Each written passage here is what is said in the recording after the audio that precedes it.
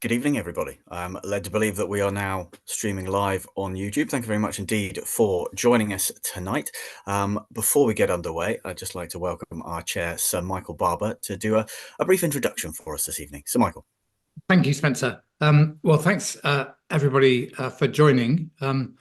As you'll remember, we've been doing a series of these interactions with members, and personally, and I know Gordon is the same, I've really enjoyed them, learnt a lot, find them very exciting and positive. And this one is a very special one because it's the last one that Gordon Hollins will do, and it's the first one that our incoming Chief Executive, Jamie Cox, will do. And he's the star of today's show, and he will do most of the talking, and we're absolutely thrilled about what Gordon has achieved over the last few years, and thrilled to have Jamie as a very distinguished, very well-known locally successor taking us into the future. And the remarks I want to make actually are about the future. These are some of the things that Jamie will have to deal with, supported hopefully throughout by myself and the board. This is 2024 is a crucial year, potentially historic year for county cricket, for cricket in England and for Somerset. There's no two ways about that. It may be the biggest year of decision for the future of cricket that we've had certainly for decades.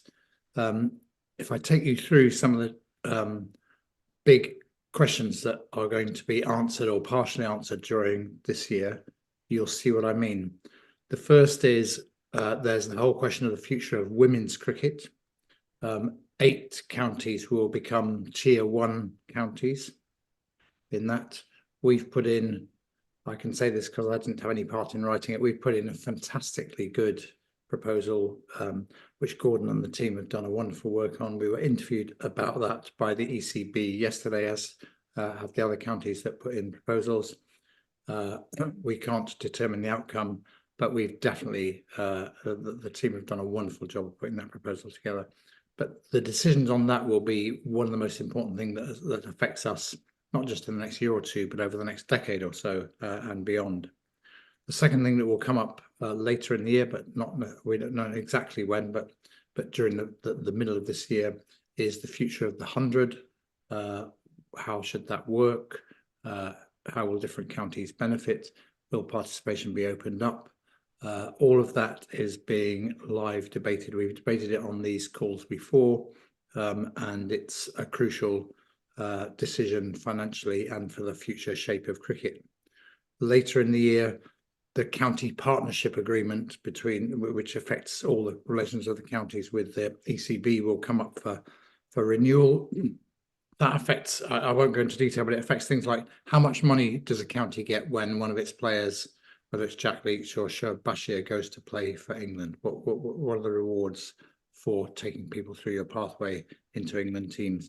These are the kinds of things. So all of these things are up for grabs. And then behind the scenes, beyond the control of Somerset, there's the whole question of bilateral test matches.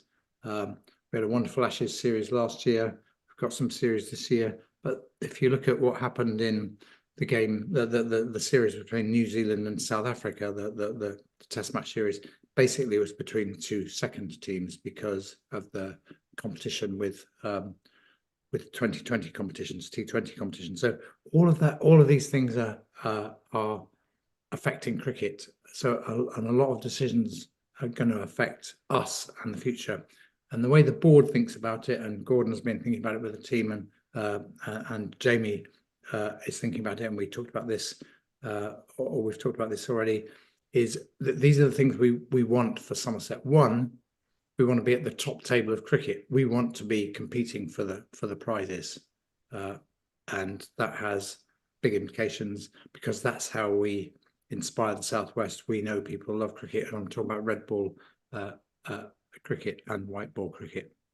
We want to provide regional inspiration. We want to inspire the Southwest through cricket. We want to be sure that we have a strong membership, which we have, a growing membership at the moment, which is very exciting. But we also want to be sure that our members that their children and their grandchildren are inspired by Somerset cricket 10, 20, 30 years from now. So we have a long-term perspective, and that requires us to be at the top table of cricket and to provide the passion and inspiration which we know the membership feels when we win competitions, when we win county championship matches, all of that stuff. And it's talked about all over the cricketing world, the Somerset membership and our engagement with or the membership's engagement with the team and the whole kind of Taunton atmosphere. So we have a big task as this big set of changes goes through cricket of maintaining, building on what we have and taking it into the future and setting it up for future generations. That's the challenge. And I personally am absolutely thrilled that Jamie Cox is coming to join us. He's going to be the star of the next hour, answering your questions, and he's going to start off in conversation with Spencer, talking about how he thinks about the job. So Spencer, Jamie, over to you. Thank you very much indeed, Sir Michael. Thank you very much. Obviously, last year, everyone will know that the ECB marketed the joint Ashes series, the men and women's series, as what's better than one Ashes series? Well, quite clearly, two Ashes series. So tonight, what's better than one CEO? Two CEOs. See what I did there. So, ladies and gentlemen, we are joined, of course, by incoming CEO Jamie Cox and current incumbent Gordon Hollins. We'll bring Gordon in a little bit later on, but Jamie, I guess let's start at the beginning of this new journey, if you like. What made you want to come back to Somerset? Thanks, Spencer. Good evening, everybody. Look, lovely to be with you, and thanks for letting us interrupt your dinner or your evenings or whatever we are interrupting this evening. Look, it's an honour and a privilege. My family and I are just really thrilled to be coming back to the southwest, where clearly we've had probably some of my greatest not only cricket memories but family memories growing up with a young family in the southwest. And whilst there's not another county that would drag me away from a really good job, if I'm honest, at Lords, I really understand this is not a romantic role, and nor is it a romantic time for the game. So with all that in mind, why would I come down? Why would I leave this job and head back to county cricket? Well, I love the county game. I love the Sheffield Shield. I love the first class game in Australia as well. But I love what the county game stands for, and it's clearly a key time in the game, as Sir Michael just outlined. Importantly, I'm inheriting a really stable business, which, and I give thanks to Gordon for how he's responsibly run the business of Somerset Cricket and handing over the business in really good shape, which I'm thankful for. Look, we've got a growth culture, and by that I mean we grow our own in the southwest. There's a fantastic pathway structure, which I think is really important and keeps us in those critical discussions when we're producing such terrific young talent. Well, at the moment for the male game, but also we hope in the not too distant future to producing more female champions as well. And we've also got a competitive playing group. We're obviously the reigning champs in the Blast, but have also been a consistently competitive championship team without yet winning the big prize. And that's clearly a focus for the club, and I'm sure will be a focus for many watching on. However, probably most importantly, and this came across clearly in the interview process, it's a club with great ambition. It's a club, I'm not coming down there to retire. I'm a young man still, and I certainly want to lead the club forward to greater days. I'm picking it up in good shape. But as Sir Michael just said, it's a critical time in the county game and for Somerset. There's the women's bid, and I didn't play much of a role in it, but I can only reinforce his words. The efforts of Gordon and the executive team and other members of our staff in putting together that pitch was excellent. It really did land well with the ECB, and we will hope for good news. Because having lived this previously through an AFL existence, I think a women's team to land and at Somerset would make our club whole and would make our cricket experience so much fuller for everybody.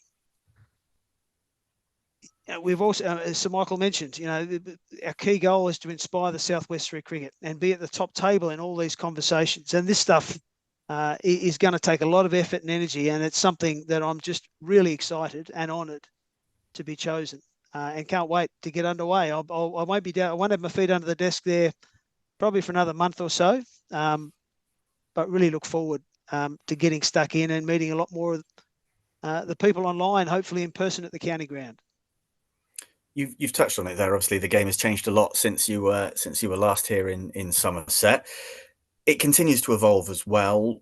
What does the future look like for the game, and what role can Somerset play in that, during your tenure and beyond?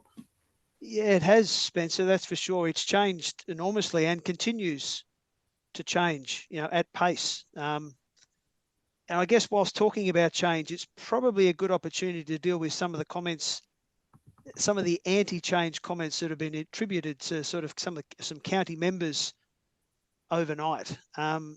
Look, I'm pretty new to this caper, but I've been involved in members clubs across 2 countries and multiple sports for over 15 years, and it's not my experience. My experience is if you engage with your members and you take them on the journey, that basically we have a very passionate group, and in our case, a passionate group who love cricket and represent the Southwest. I mean, they are representative of the area that we proudly represent and want to take forward. So from my perspective, I don't agree with the comments, and I know, from Sir Michael and the board's perspective, our commitment will be to engage both formally and informally around all these matters that are going to come across our table in the near future. We won't always agree. That's okay, but I know we have the same starting point, is that we have a great love for cricket, and we want what's best for the game and for Somerset and the Southwest. Mate, I was a child of the 80s. I played my cricket in the 90s. It was a time where we played all formats at once. We played a 4-day game, and the Sunday we'd play a 50-over match. It doesn't happen now. Now we play our game in blocks, which makes the fixturing very complex and very hard to fit a lot of stuff in. It was a time where the pathway was incredibly simple. You had one clear goal, which was to play your best cricket and to try and graduate upwards to play for your country. Today, I don't envy players today, quite frankly. It's very complex. Players have all sorts of distractions. There's opportunities for them, albeit quite affluent, but they're very distracting from what can sometimes be the best way to develop their own careers and to have longevity in their own careers. So it's a complex market, but a very player-driven environment right now. You hear a lot of commentary around how a red ball economy is transferring over to a white ball economy. There's still some magnificent Test cricket being played, and personally, I don't really hold huge fears for the future of Test cricket. I think the game endures. However, what I will say, unless all the ICC full members get equal access to the Future Tours program and the ICC funding gets attributed to where it's needed most, some test nations may fall by the wayside, and that would be a real shame. What's becoming clear is that the value in bilateral cricket and Test match cricket, as Sir Michael said earlier, is potentially diminishing. And the next round of negotiations for the ECB to drive the best media rights deal around Test cricket might not be as easy. It might not be as successful. And the game, so much of the game relies on the money that is generated through TV rights for bilateral cricket. So that, again, will be a critical piece for people to understand and comprehend, albeit Test cricket's going well and there's some amazing Test cricket being played, but it's continually being chipped away at. Which brings me, I guess, to the 100. It's clearly been designed for new audiences, and having administered it at Lords for the past couple of seasons, what is clear, it's a very different crowd at Lords anyway to the Blast. You're getting a real family-orientated crowd. For the Blast, you get an after-work crowd, and I'm sure there's some crossover and some transference, but it has been a success in driving new audiences to the game. It may have been an unintended consequence, I'm not sure, but the boom that it's provided to women's cricket has been enormous and worth the price of admission in many ways on its own. It's been phenomenal for the female game. I can also probably assume that it was always designed with the possibility of commercialising it at some stage, to sell it and to help drive revenue back into the game, and hopefully help fill if there is a void, to hopefully provide counties an opportunity to control their own destiny and control their own decision making, with some of the money that might be generated to come back to the game. So these are all things that have to be considered. These are all issues that will be on the table soon. It's definitely, it's a preferred TV product. Sky and the BBC love it. It is noticeably shorter when you're actually at games, and therefore it really suits a family audience. So, Spencer, change is upon us.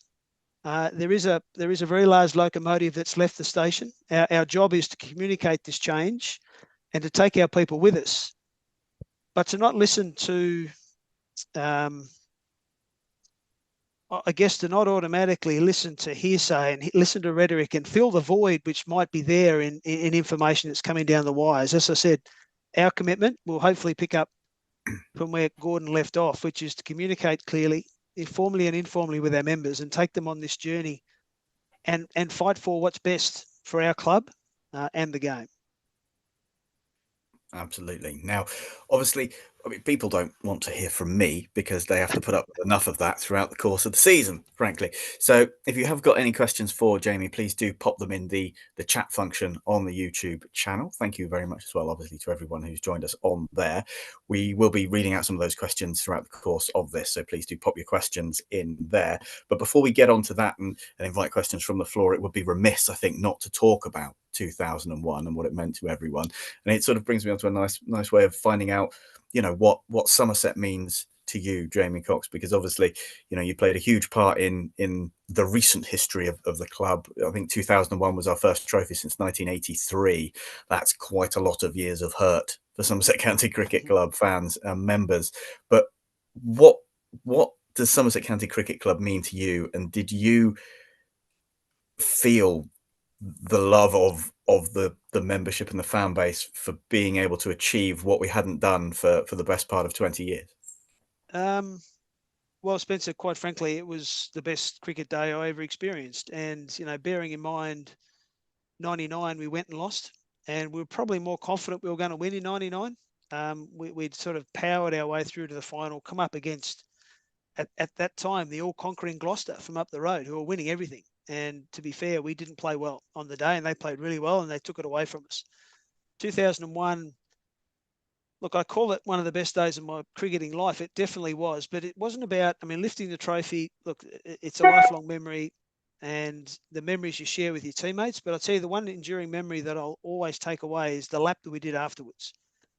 And just seeing what it meant to so many people who'd taken the trip to London, and to see so many people in tears in the crowd was I wasn't expecting that. And it completely took my breath away to think that's when it really struck.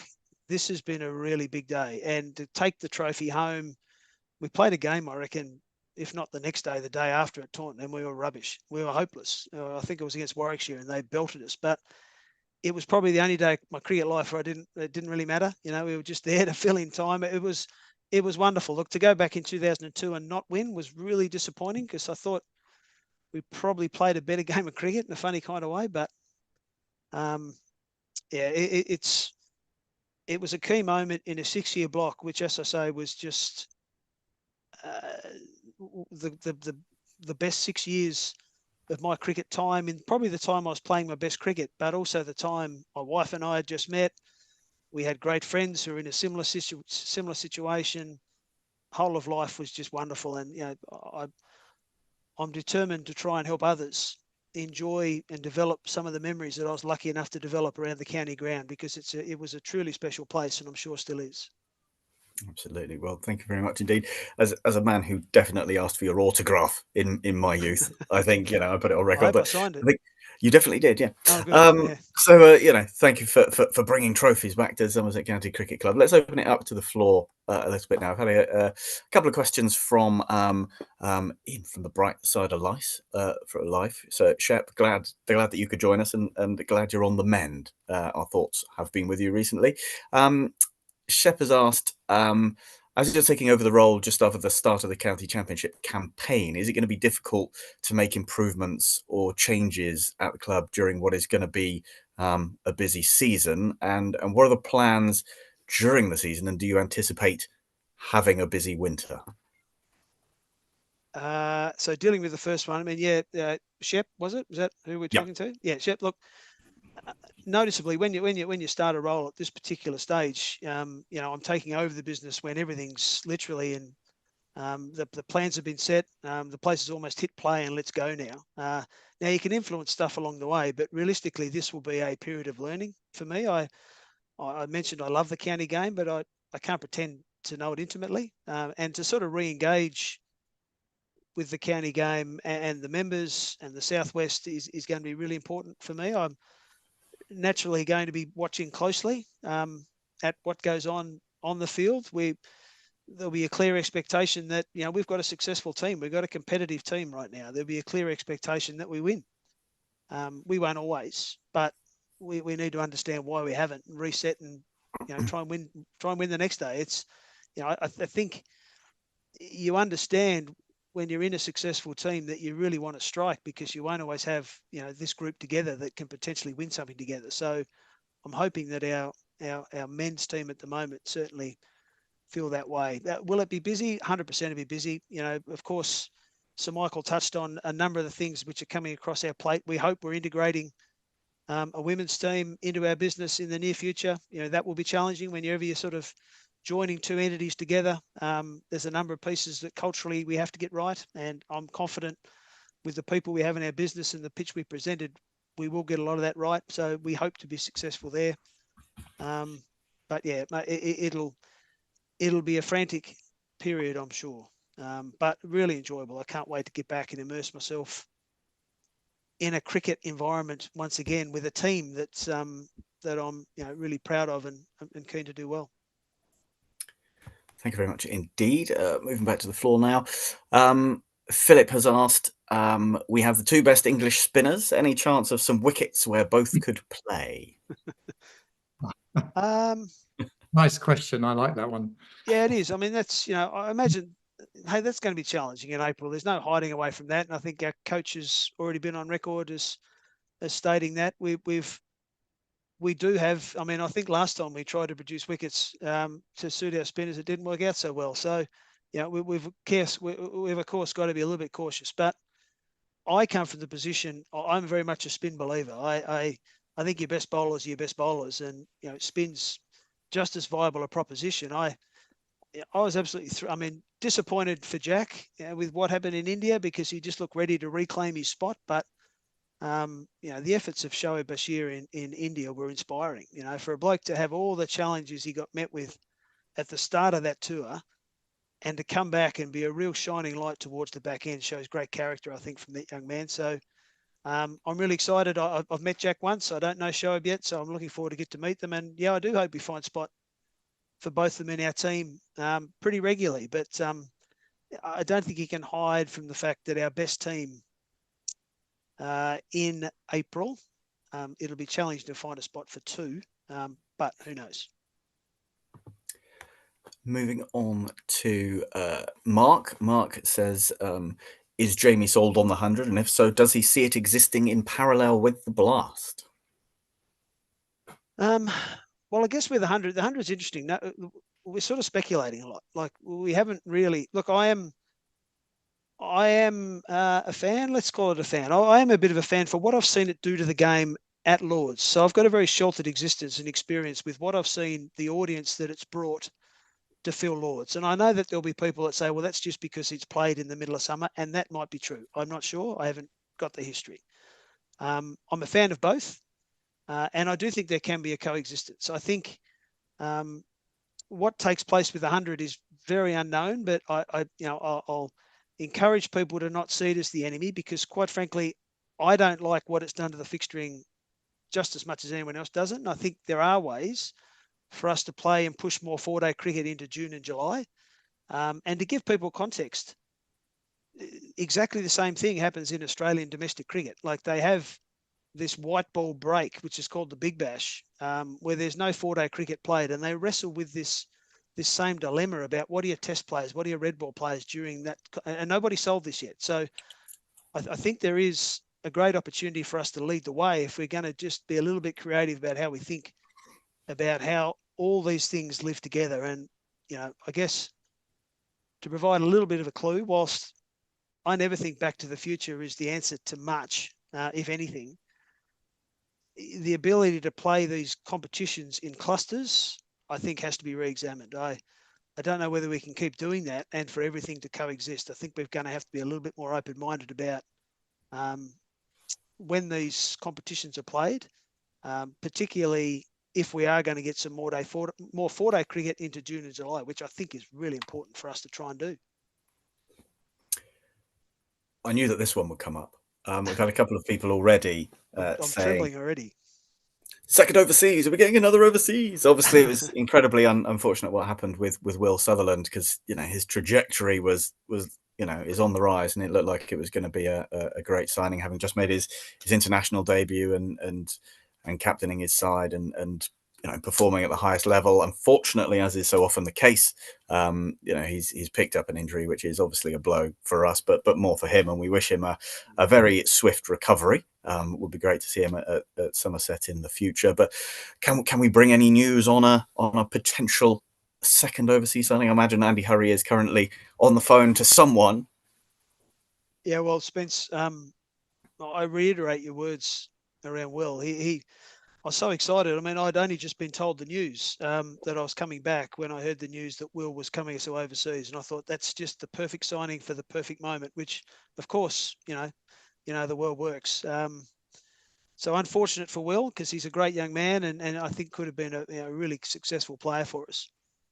I know that Matty Renshaw's due in the country, I think, at the weekend, and will be certainly playing our first game. And I know that Andy's deep in conversation with a replacement second overseas player. So yes, we would anticipate a second player of similar substance and similar skill set, if you like, to Will, to be available for us very early in the season. Whether they're at Canterbury, I don't know, but there should be a second signing, hopefully announced before too much longer. You heard it here first, folks. Right, no pressure on Andy, right? Oh, absolutely. Absolutely. Hit the phones. Yeah. He works well under pressure. He thrives under. We've had a few questions. You've touched on it briefly already about sort of the structure of the summer and how you fit 4 formats into July and August and things like that. A few questions coming in regarding potential fixtures for 2025. Is county championship being marginalised with the lack of elite cricket at the Cooper Associates County Ground in August and things like that? Is that something that's very much on your radar? Because obviously Gordon's been working hard on that to ensure that we are inspiring the next generation by having top class cricket in Taunton during the school holidays and at the height of summer. Is that something that's very much on your radar? Spencer, can I just interrupt sorry, that? Michael. Yep. I just want to chip in on that and pay tribute to the work Gordon's done on that scheduling, because the problems aren't all solved, and Jamie set them out beautifully a few minutes ago. But this year we have got more county cricket at weekends, which is a step forward. So we have made progress, and in the entire county world, nobody's been more influential in that than Gordon. It's not the big structural redesign that Jamie was referring to, but it is progress. And I'm sure all of us are big Red Ball fans and pleased about that. I don't pretend it's the solution, but it is a step forward. Well done, Gordon. You've been hiding that from me, and feel free to chip in here anywhere. But mate, look, this is very much a personal view. I'll share it anyway. I am a fan of one-day cricket to start the season. I think it fits nicely in April. I think it's a great way for professional players to ease their way into a season with workloads. And I think it suits the first half of April to get that competition up and about, because I don't like it just specifically hidden away behind the 100. I don't like that. I'm quite happy for it to be played behind the 100, but not entirely. I am an advocate, as I said, of 4-day cricket being played more across the season, but I'm okay. I take the point around school holidays and inspiring kids to come to the county ground. I think that's really, really important. But the 100 window, yeah, look, that'll have to be debated more and more. I'm not really across it as well as I probably should be just at the moment, but I think there is a way, as I said, to try and force county cricket into some other time slots, but the game's going to have to be agile. The game's going to have to think a bit differently about how it does at the moment, and I might get shut down really quickly. I don't know, but I've had this argument with people in talent development at ECB to say that I think the best nursery for developing players is to have them moving from one format to another from day to day. It was fantastic. It was the best nursery I could possibly imagine. Back in the day of going from a 4-day game to a short form game the day after. And you manage your talent accordingly, which is the way it's always happened. If you've got bowlers or batters or anyone who needs a rest, you give them a rest. That's sort of how simplistically I've looked at it, because what's right for Craig Overton, which might be, resting occasionally, is probably not right for James Rue, who, is a young man. The more cricket he can play, the better. And the better he's going to get, the quicker. So I think just to design your fixturing around your talent development is not necessarily the right way forward, and that we should we got lots and lots of pounds invested in staff to manage the players through that workload process. So a long-winded way of, I can't remember what the question was now, Spencer, but I hope that's some way towards answering it. Absolutely. We've had another question coming in from Alex. Obviously, as has always been the way, there's been a lot of discussion about the influence of private schools on English cricket. Recently, Somerset have taken steps to address this with dedicated support for state school players. Alex wants to know that, coming from Jamie's background in both Australia and with the MCC, is this something that he's keen to see supported further as a way of continuing to develop and showcase the Southwest and its talents? 100%, Spencer. We were briefed as a board and exec today on some plans to further advance our work through state school cricket through the Southwest and the Somerset area. So, I'm a state school boy. I grew up at Wynyard Primary School, and I don't feel like it held me back any. I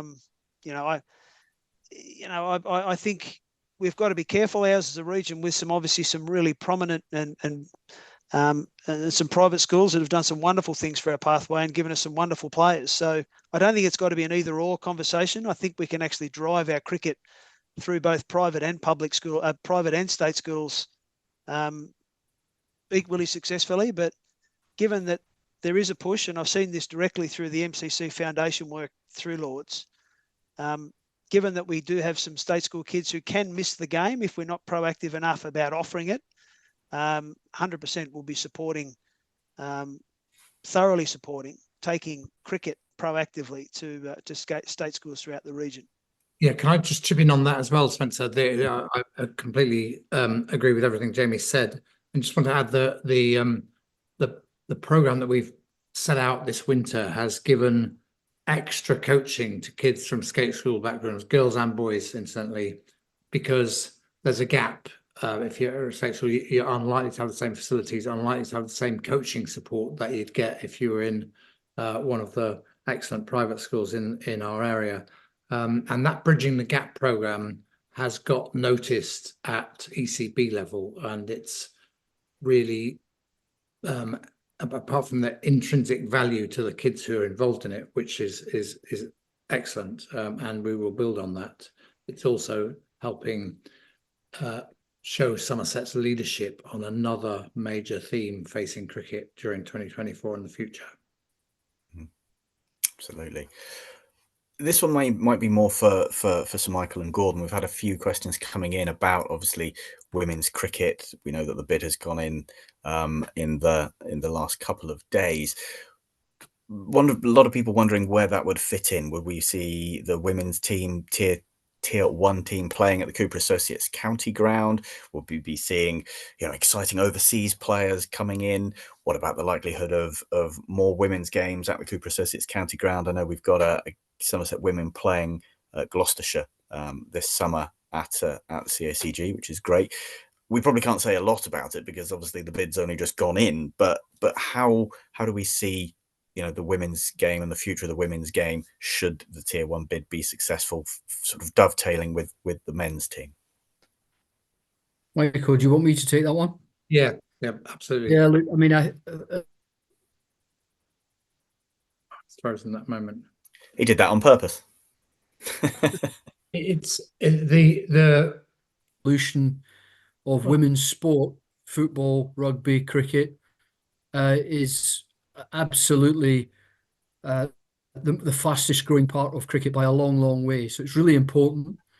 We think the future of cricket is where you have what I would call gender neutral cricket, where you have clubs like tennis. I've said it many times before, where you have the same sport, but by just two different tournaments, two different competitions.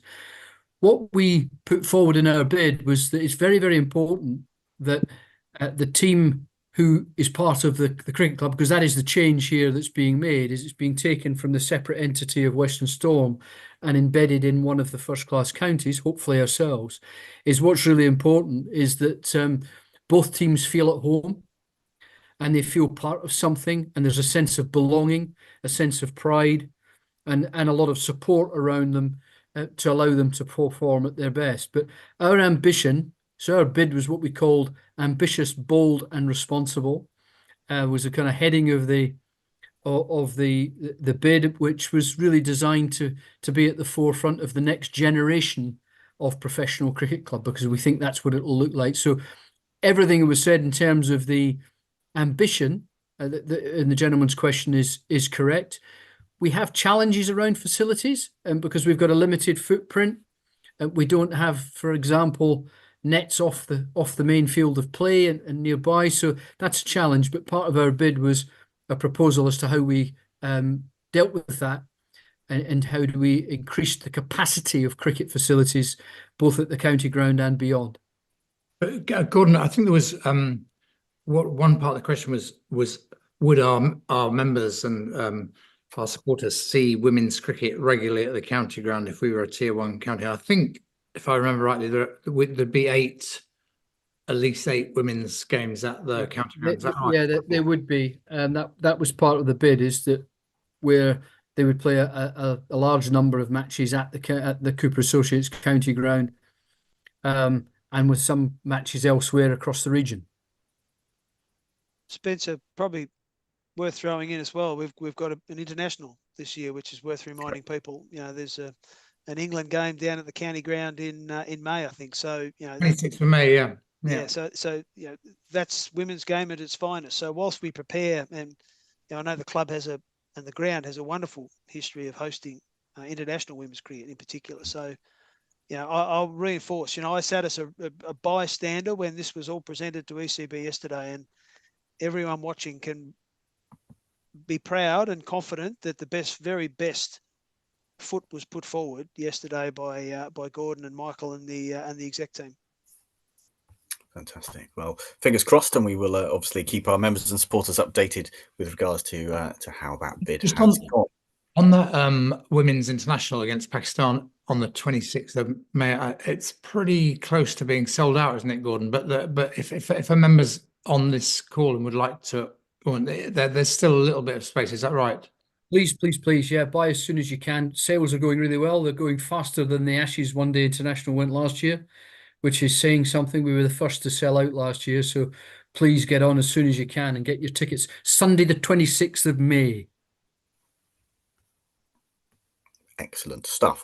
Don't forget, if you have got a question, questions have dried up a little bit. If I've got a question, please do pop it in the chat facility of the YouTube channel. Moving back to Jamie now, obviously it is a while since you've been at Somerset. Obviously the Cooper Associates County Ground has changed a lot in that time. The staff have changed a lot in that time. Was there still the same? People talk about the Somerset cricket family and Somerset being a special place and what it means to the members and supporters. Despite the gap of several years, did you still get that spirit, the sort of sense of quintessential Somerset cricket when you came back?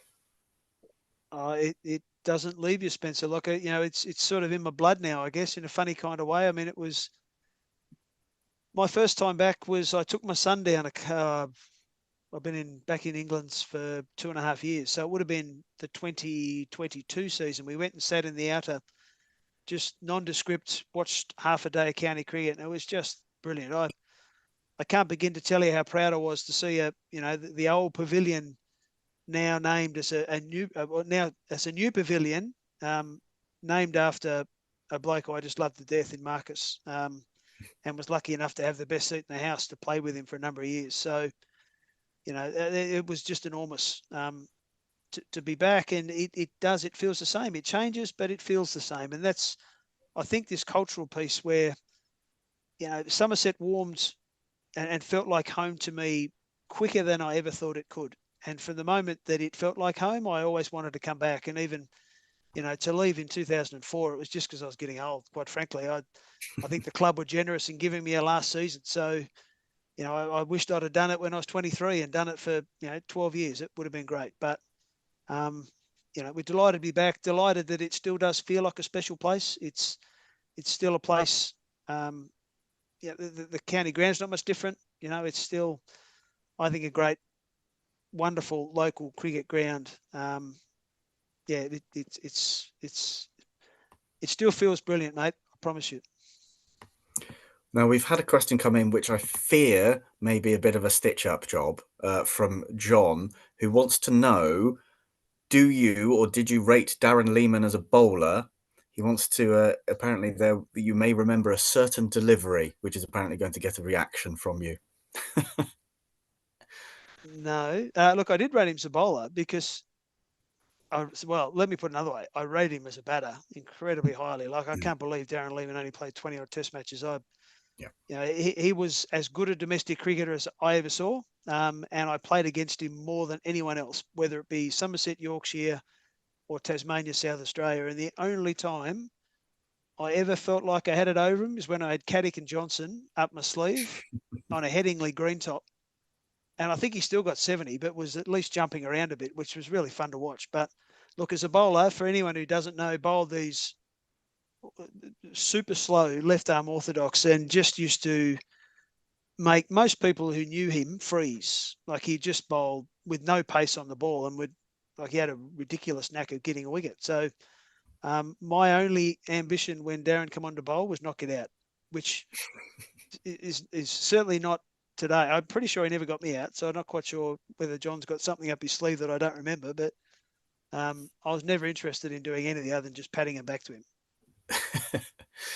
I've got another question coming in regarding the women's game, from Alex. Given the growth of women's sport as a commercial entity, so looking at the women's game and the growth of that off the field as well as on it, would a successful bid for a women's team offer the potential for significant financial benefits as well as sporting ones?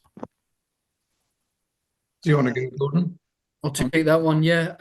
Look, I think there's obviously a huge amount of potential in women's sport. You see, as I've said before, Arsenal are probably the best example of big attendances. They had 60,000 at the Emirates when they played Chelsea. But what got to be remembered, that the tickets are £8.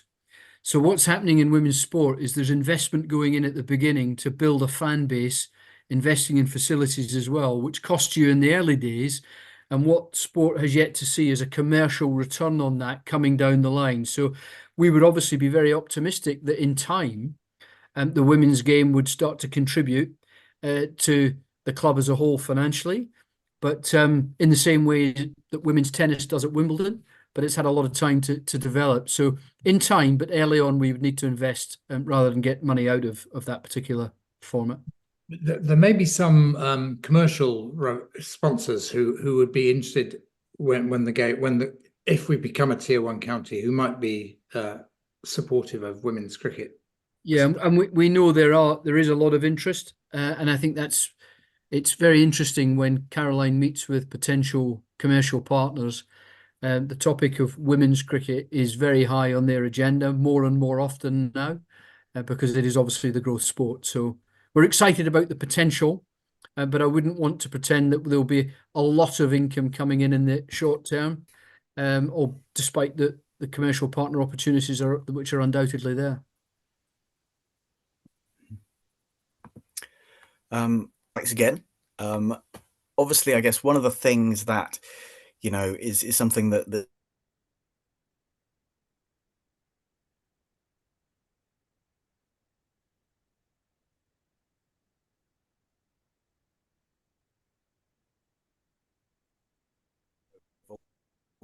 um, would the tier one success then potentially open up Somerset women playing at outgrounds as being a realistic possibility, and getting some of that tradition, if you like, back?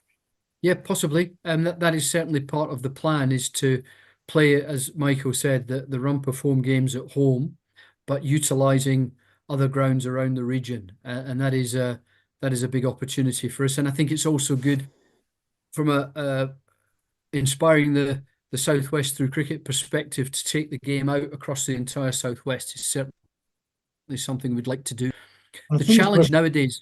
Yeah, oh, sorry, I was going to say, Gordon, on the Southwest generally, we've got a lot of support for our bid from Devon and Cornwall.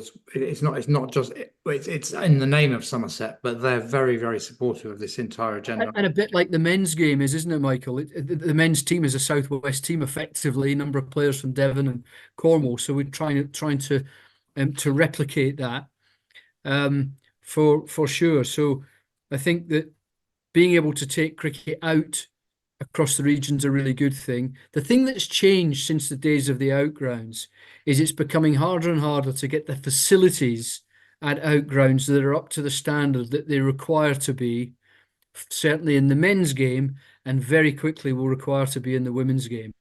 So that's a challenge, but it's a challenge we would love to overcome. Sure.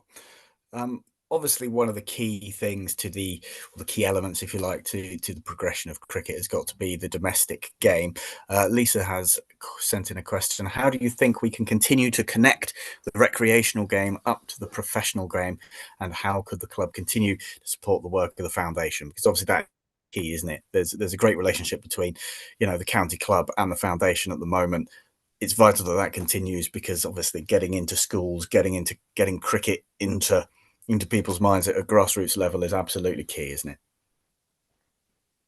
Yeah, that is the game, quite frankly, Spencer. I mean, that's where most cricket is played. Most cricket's played at recreational level, whether it's in the backyard, the school ground, or organised competition on weekends. And if I'm passionate about county cricket, the Australian system is a bit different in that, as a club cricketer, it links right down into our club cricket, I suppose. So I spent as much time playing for my local club as I did for my state.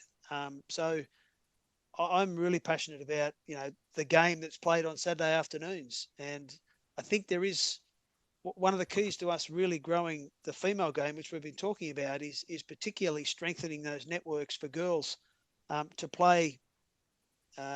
We seem to have this terrific set of numbers of girls coming in to play the participative levels, and there's an increasing investment in the top end, and there needs to be a continuous movement to try and make sure that the bits in the middle, I'll call them, but the clubs accommodate women's teams, and that we're supporting the growth of women's cricket to connect the top to the bottom, so that women and girls have always got somewhere to play, which, as a guy growing up in the system, I was always lucky enough to have. I was always lucky enough to have, however good or bad I was, there was always someone for me to pop out and play.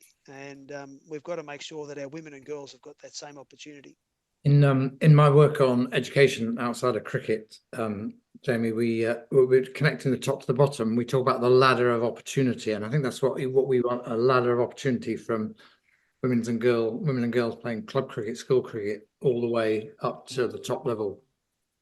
We don't want anyone not playing just through lack of opportunity, I suppose, just because they exit one age group or one area and there's nothing there to capture them. I mean, that's what we don't want, and we'll do what we can through our foundation and through our other support networks to try and firm the pathway up from top to bottom.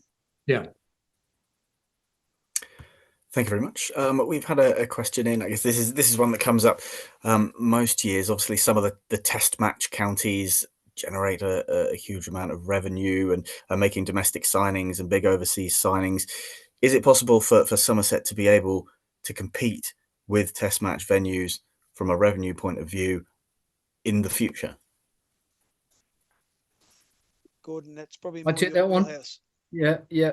Listen, I mean, I think it's probably well documented that the clubs that are based at men's test match venues benefit from the proceeds of those matches, which can be substantial.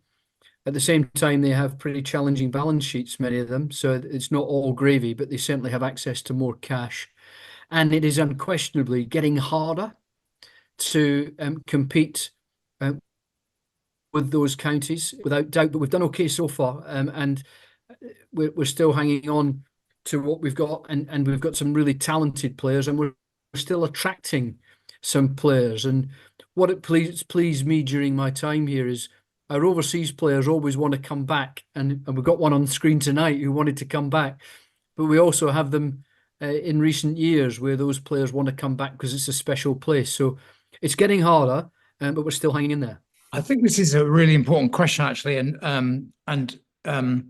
so what Gordon says is absolutely right. And at the moment, we're still a club that can attract top players from around the world and from other counties to come and join us, as we've seen in the last year or two, and then to keep our own tremendous players coming through our pathway. That isn't inevitable. It involves keeping the sense of community and the strength of Somerset and the passion that we've all been thinking about tonight and talking about. But it does also have a financial implication, because the best players are going to cost more and more as there's growing international competition for top players. And I think it's probably true, Gordon, that in the last 2 years when we've been at the ECB, there's no subject on which we've been more vocal and, to be fair, well heard, but we haven't solved all the conundrums yet. Is that right? I think that's very true. We've been very, very vocal about that not being a level playing field, and fighting our corner. And when I say we, not Gordon and me, but Somerset are admired because, in spite of the challenges of competing with the top test match ground venues, we did win the Blast. We do perform very well in the county championship, and we set out to keep doing that. So we're admired and respected. And Gordon and I keep saying to them, well, that's great, but we need that to be turned into, through the county partnership agreement and other things, into genuine financial reward that enables us to compete on a more level playing field than we've got at the moment. I think that's absolutely right. And I think also it means that what you have to have in the cricket, across the club really, but particularly in cricket, is a culture that people want to be part of and are proud to be part of and don't want to leave. And I've often said since I've been here that there's not many players have left Somerset for another county and got better. Not many. You might pick a one or two, but not many have. And that's a big selling feature for us. Players know that. And I think that the type of culture, performance culture that we have, does attract players too, and long may that continue. Time is beginning to catch up with us now. We've just got 5 minutes left, so we can probably fit in one, possibly two questions. One has come in, again, potentially one for Gordon, but one that Jamie can probably jump on the back of as well. And what is the latest regarding any potential ground development? And I think it's key, isn't it, that it's always important that whilst it is important that the ground is developed, it does maintain that quintessential Cooper's as its county ground feeling that we have. We're not a homogenous bowl. There is a soul to the place, and whilst it is important to develop, it is important as well to keep the soul of the ground where it is, isn't it? Yeah, a great point, Spencer. I think the first thing to say about the ground, because it was investment, we spent £120,000 last October on a new outfield, new drainage, and I promise you there's not been one puddle on that ground all winter, because I've looked every single morning and there's not been a puddle. So delighted to report that's working well. The ground development is absolutely right. We've got a lot of parts of the ground that are tired, which means that they cost more to maintain and potentially damage your income as well. And we've been working for over 12 months now on what the ground development plan should look like. We don't want to really share anything with the members until we've got something positive to share and something that's deliverable. And that's what we're working on now, is how can we convert a vision into reality. But it is a very important piece of work that Michael and Jamie will be working on going forward. Sure. I think it would probably be fitting to give Jamie the very last question, as it's sort of his party. Don't introduce it, Spencer. Um, Read it first. And Spencer, just before that, if I could just get 30 seconds right at the end, that would be helpful. You are considerably more important than I am, so I'm going to say yes to that. One final question coming in. Obviously, Jamie, you've worked in sport in England, in Australia, worked with Scotland cricket as well, across various different sports, in the sport, in the media. What have you learned from your experiences that you are going to use positively and as a positive experience and value-wise to bring to Somerset County Cricket Club to ensure that we continue to thrive? Oh, talk about a question without notice, Spencer. I hope this is not from you. No. No, look, mate, the first, I'll give you the instinct. So the first thing that comes to mind is the game's tough. Like, it's a really tough game for tough people. And, you know, whilst I talk about the expectations of us winning, there should never be a day or a game where we don't anticipate that we're going to win the game. And that's the value that I want Jason and Andy Hurry to take towards our teams competing this year. But I know, you know, it's not going to happen all the time. We're going to lose some games of cricket. We're going to have some periods where we feel a bit flat about the performances of our team. But above all else, the thing that I want every member to be is proud of the performances that our people put out, proud of the people that are putting them out.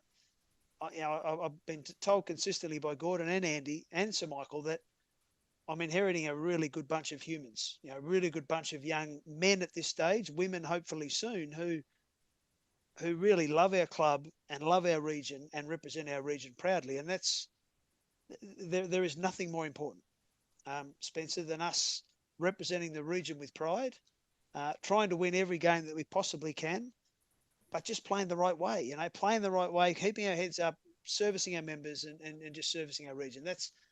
That's what sport is. Sports, it's about the players, but it's about the fans. And as long as we can, well, I'm saying taking a bit of this for granted because I'm told that a lot of this is inbred into some really good people that we've got currently on contract. So I'm looking forward to getting to know them better, looking forward to seeing that and supporting them through what, as I said, is a really tough game that can really challenge you. So that's the instinct, mate. There could be something a bit more philosophical. I had time to think it through, but that's what I'll stand for in a cricketing sense. Absolutely perfect. So, Michael, you've got something to add to that? Yeah, just on the tough game for tough people. I mean, I'm a more of a spectator. I was a very ordinary schoolboy cricketer a long time ago, but I don't think there's any game in the world that is a better test of character than cricket. I just think that's why those of us that love it so much. The test of character, whether you're fielding, batting, bowling, is just incredible. And I associate myself totally with what Jamie said. What I wanted to say though is not particularly about that. It's that it's great that Jamie's made time when he's still busy with his other job to spend time with members this evening, answering their questions very openly, thoughtfully, and from my point of view, excitingly and inspiringly. And I hope that's the experience of those on the call. But the last thing I want to say is this is going to be Gordon's last online consultation with members. He'll be around for a little bit longer, but talking about tough games for tough people, Gordon arrived at the county ground just as COVID began, and he's taken us through an incredibly challenging few years, 3 or 4 years, with remarkable character, tough game for tough people, with remarkable humanity, and he's represented the values that this club stands for, of competitive but also generous, spirited and thoughtful and powerful. And I wanted to just mention, well, I've got a lot of members online, that Gordon has been a fantastic chief executive. Jamie will be a fantastic chief executive, and as the chair, I don't do a lot, but I do try to support and challenge occasionally our chief executives, but it's been a privilege for me to work with Gordon. Very well said indeed. Just respond to that, Michael, thank you so much for those kind words. Mean a huge amount. I will be around till the end of April, so there's no slacking just yet. But I just want to take this opportunity of congratulating Jamie. I'm obviously congratulated him face to face, but publicly to congratulate Jamie, and having worked with him now on, I think we speak 2-3 times a week at the moment and have done for the last month or so, and I can reassure the membership that they have got the right man at the right time. And I've often believed that chief executives, different types of chief executives for different eras, and there's absolutely no doubt in my mind that Jamie is the right chief executive at the right time, and I wish him well, and I wish everybody well. Andy Hurry said to me when I first came, this club gets to you, you know. And I said I didn't quite know what he meant, and but I do now. And wherever I go, there'll always be a bit of Wyver and very close to my heart. So thank you for everybody for the experiences they've given me. Well done, mate. Cool. Thank you. Thank you very much indeed, Gordon. Thank you for joining us tonight. Thank you to Ben Warren as well, who has been making sure that this has gone smoothly and been pressing all the buttons that I'm far too old to understand what they do. Thank you to Sir Michael for joining us, and of course to Jamie Cox for being with us this evening, and of course to you, our members and supporters. Thank you very much indeed for joining us, and we look forward to seeing you back at the Cooper Associates County Ground, hopefully this weekend for our first warm-up match. Thank you very much. Thank you. Thanks, Spence. Good night,